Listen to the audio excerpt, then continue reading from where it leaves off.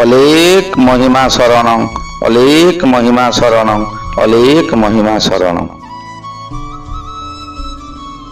गुरु किछि समय परे पुनराय बाकी थिबा 6 गोटी काल सर्पर परिणाम कौन भोगिबाकू पड़िबो ताहा शिष्य मान को बुझाई कहिले।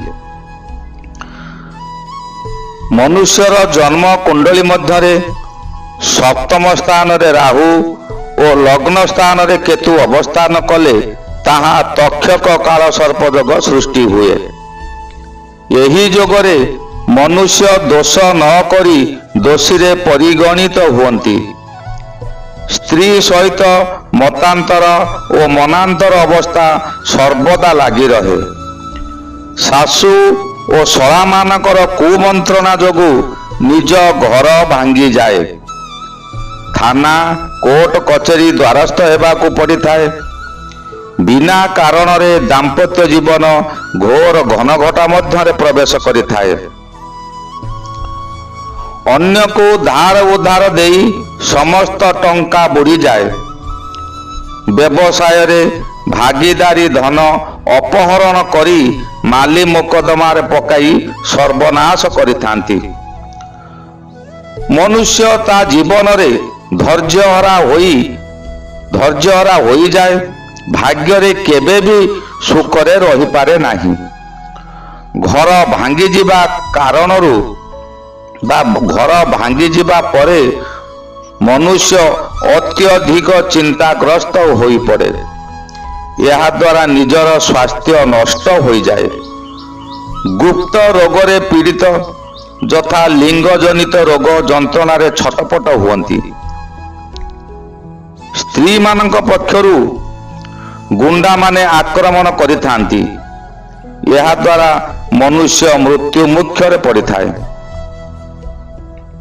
यह गला 7 नंबर काल सर्प जोग, जहाकर नाम तक्षक काल सर्प जोग। या परे 8 नंबर मनुष्यर जन्म कुंडली रे अष्टम स्थान रे राहु और द्वितीय स्थान रे केतु रही समस्त ग्रह राहु केतु मध्यरे बंधन रे रही गले ताहा कर्कटक काल सर्प जोग नाम रे नामित होइताए।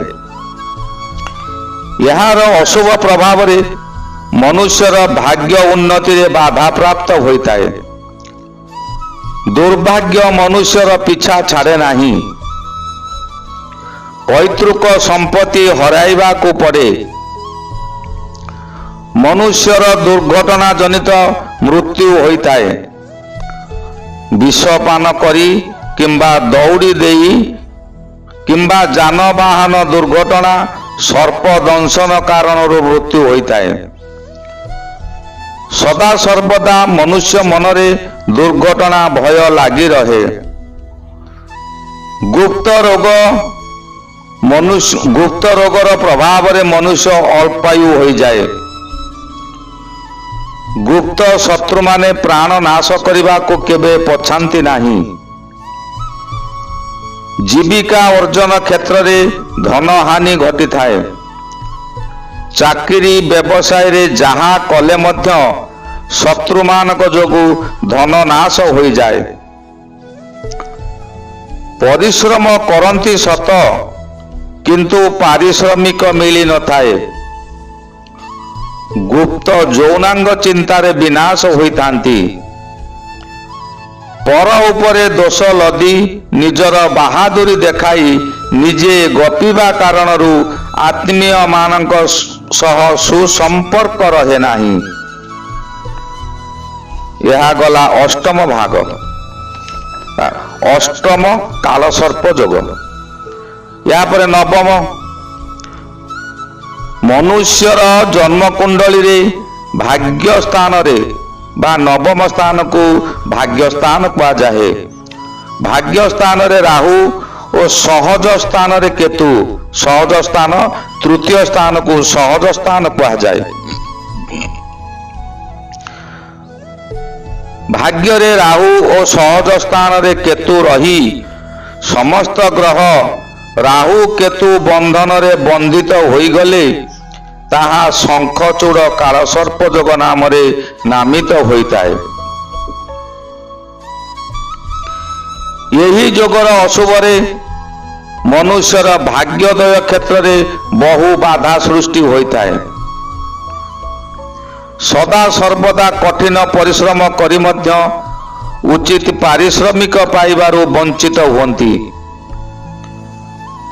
ଘରେ ଶୋଇ ରହିଥିଲେ ମଧ୍ୟ ମିଛ କେସରେ ପଡ଼ି ବହୁତ ହଇରାଣ ହୋଇଥାନ୍ତି।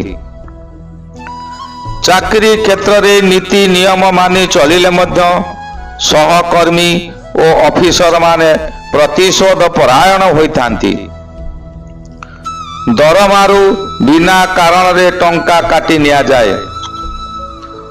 ଅନ୍ୟାୟ ବିରୁଦ୍ଧରେ ଲଢ଼େଇ କରି ଏମାନେ ହାରି ଯାଇଥାନ୍ତି। ଉପରିସ୍ଥ ଅଫିସରଙ୍କ ନିକଟରେ ଗୁହାରି କଲେ ଏମାନଙ୍କର ପରାଜୟ ହୋଇଥାଏ। ଜୀବନ ସଂଗ୍ରାମରେ ଦୋଷ ନଥାଇ ମଧ୍ୟ ମନୁଷ୍ୟକୁ ଦଣ୍ଡ ଭୋଗିବାକୁ ପଡ଼େ। ନିଜର ଜୀବିକା ନିର୍ବାହ କରିବା ନିମନ୍ତେ ଯେତେ ଚେଷ୍ଟା କଲେ ମଧ୍ୟ ସମସ୍ତ କ୍ଷେତ୍ରରେ ବିଫଳ ହେବାକୁ ପଡ଼ିଥାଏ। ମନୁଷ୍ୟକୁ ଅର୍ଥ ଚିନ୍ତା ଚମତ୍କାର କରିଦିଏ। ସମସ୍ତ କ୍ଷେତ୍ରରେ ମନୁଷ୍ୟକୁ ଅର୍ଥ ଦଣ୍ଡ ଭୋଗିବାକୁ ପଡ଼ିଥାଏ। ବ୍ୟବସାୟ କ୍ଷେତ୍ରରେ ମନୁଷ୍ୟକୁ ସରକାରୀ ଦଣ୍ଡ ମଧ୍ୟ ଭୋଗିବାକୁ ପଡ଼ିଥାଏ। ଶତ୍ରୁମାନେ ମନୁଷ୍ୟଠାରୁ ଫାଇଦା ହାସଲ କରି ନ ପାରି ଜୀବନରେ ଦୁର୍ଭାଗ୍ୟ ଘଟାଇଥାନ୍ତି। ଏହାପରେ ଦଶମ କାଳ ସର୍ପ ଯୋଗ। ମନୁଷ୍ୟର କର୍ମସ୍ଥାନରେ ରାହୁ ଓ ସୁଖରେ କେତୁ। କର୍ମସ୍ଥାନ ଅର୍ଥ ଦଶମ ଘର, ସୁଖ ଅର୍ଥ ଚତୁର୍ଥ ଘର। କର୍ମସ୍ଥାନରେ ରାହୁ ଓ ସୁଖ ସ୍ଥାନରେ କେତୁ ଅବସ୍ଥାନ କରନ୍ତି ତେବେ ଘାତକ କାଳ ସର୍ପ ଯୋଗ ସୃଷ୍ଟି ହୁଏ। ଏହି ଯୋଗର ଅଶୁଭ ପ୍ରଭାବ ଦ୍ୱାରା ମନୁଷ୍ୟ ନିଜର ଯୋଗ୍ୟତା ଅନୁଯାୟୀ ଆଦୌ ଚାକିରି ମିଳେ ନାହିଁ।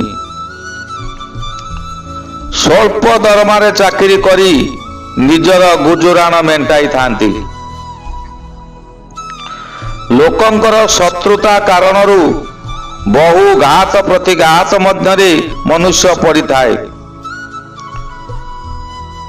ପାରିବାରିକ କ୍ଷେତ୍ରରେ ନାନା ଦିଗରୁ ଧାର ଉଧାର ହୋଇ ସଦା ସର୍ବଦା ମନୁଷ୍ୟକୁ ଯନ୍ତ୍ରଣାଦାୟକ କଷ୍ଟ ଭୋଗ କରିବାକୁ ପଡ଼େ। ସର୍ବଦା ଜୀବନ ଜୀବିକା ଉପରେ ବାଧା ଆସେ। ଗୃହରେ ଶୁଭ କାର୍ଯ୍ୟମାନ ବନ୍ଦ ହୋଇଯାଏ। ଏହା ଗଲା ଦଶମ କାଳ ସର୍ପ ଯୋଗ। ଏହାପରେ ଏକାଦଶ କାଳ ସର୍ପ। ମନୁଷ୍ୟ ଜାତକ ଚକ୍ରରେ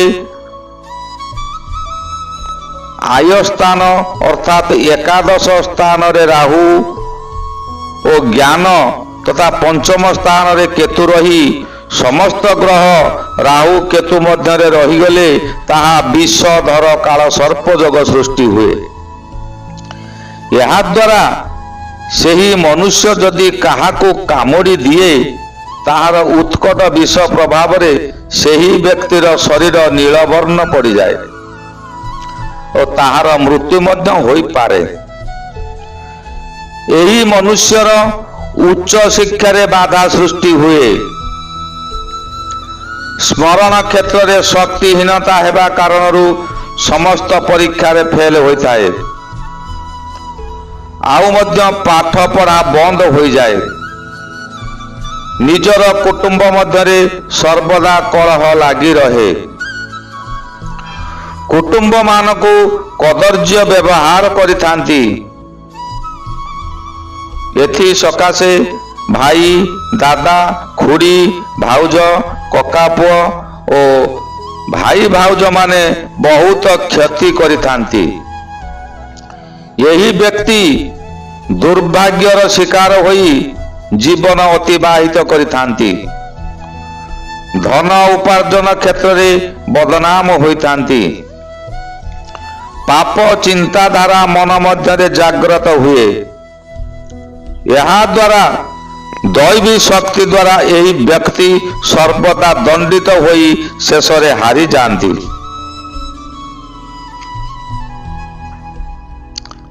ଏହାପରେ ଶେଷ କାଳ ସର୍ପ ଯୋଗ ବା ଦ୍ୱାଦଶ କାଳ ସର୍ପ ଯୋଗ।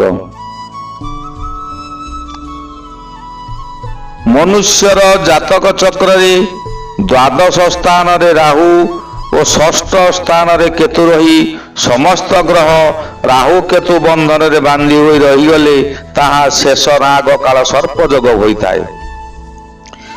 ଏହି ଯୋଗରେ ବ୍ୟକ୍ତି ପୂର୍ବ ଜନ୍ମରେ ବହୁ ଲୋକ କଲ୍ୟାଣ କାର୍ଯ୍ୟ କରି କିଛି ଅନୀତି କାର୍ଯ୍ୟ ସକାଶେ ଅଭିଶାପ ପାଇ ପ୍ରାୟଶ୍ଚିତ ନିମନ୍ତେ ଶେଷ ନାଗ କାଳ ସର୍ପ ଯୋଗରେ ଜନ୍ମ ଲାଭ କରିଥାନ୍ତି।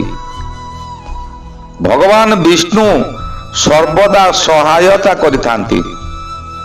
ତେଣୁ ଏମାନେ ବହୁ ଧର୍ମ କର୍ମ କରି ମଧ୍ୟ ସାମାନ୍ୟ ପାପର ଫଳ ଭୋଗିବା ନିମନ୍ତେ ବାରମ୍ବାର ମର୍ତ୍ତ୍ୟମଣ୍ଡଳରେ ଜନ୍ମ ଲାଭ କରୁଥାନ୍ତି। ଏହି ଗୋଟିଏ ଯୋଗର ପ୍ରଭାବରେ ଜୀବନରେ ସର୍ବଦା ସଂଘର୍ଷମୟ ସ୍ଥିତି ଦେଖିବାକୁ ମିଳେ। ତଥାପି ପାପର ପ୍ରାୟଶ୍ଚିତ ନିମନ୍ତେ ଧର୍ମ କର୍ମ କରି ଧର୍ମ ମାର୍ଗରେ ଚାଲିବାକୁ ଲୋକଙ୍କୁ ଅନୁରୋଧ କରିଥାନ୍ତି। ଗୁପ୍ତ ଶତ୍ରୁ ଦ୍ୱାରା ଏମାନେ ବହୁ ଖର୍ଚ୍ଚାନ୍ତ ହୋଇଥାନ୍ତି। କାହାରିକୁ କିଛି ନ କହି ନିଜର ଭାଗ୍ୟ ଫଳ ଭୋଗିବାରେ କୁଣ୍ଠାବୋଧ କରନ୍ତି ନାହିଁ। ଏମାନେ ଯେଉଁ କାମ କରନ୍ତି ତହିଁରେ ବାଧା ଆସେ। ବିବାହ ବହୁ ବିଳମ୍ବରେ ହୁଏ। ଘର ସଂସାର ମଧ୍ୟରେ ସୁଖ ନ ପାଇ ନିରାଶ ହେବାକୁ ପଡ଼େ। ବଦରାଗୀ ସ୍ୱଭାବ ଯୋଗୁଁ ବିପଦରେ ପଡ଼ି ମଧ୍ୟ ତାହାକୁ ବେଖାତିର କରି ବିପଦଗ୍ରସ୍ତ ଲୋକଙ୍କୁ ସେବା କରିଥାନ୍ତି। ମାତ୍ର ତାଙ୍କ ବିପଦ ସମୟରେ କେହି ସାହାଯ୍ୟ କରନ୍ତି ନାହିଁ, ସମସ୍ତେ ଦୂର ଦୂର କରନ୍ତି। ଏହା ଗଲା 12 ଗୋଟି କାଳ ସର୍ପ ଯୋଗ ଲକ୍ଷଣର ଫଳ। ଯେତେ ଗୋଟି କାଳ ସର୍ପ ଯୋଗ ଅଛି ତ ବିଭିନ୍ନ ପ୍ରକାର 288 ପ୍ରକାର କାଳ ସର୍ପ ଯୋଗ ଅଛି, କିନ୍ତୁ ତାହା ମଧ୍ୟରୁ ଏହି 12 ଗୋଟି କାଳ ସର୍ପ ଯୋଗ ମନୁଷ୍ୟ ଜୀବନରେ ପ୍ରତିଫଳିତ ହୁଏ।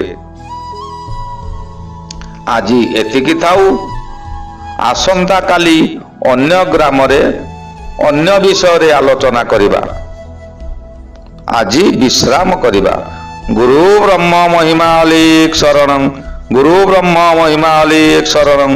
ଗୁରୁ ବ୍ରହ୍ମ ମହିମା ଅଲେଖ ଶରଣଂ।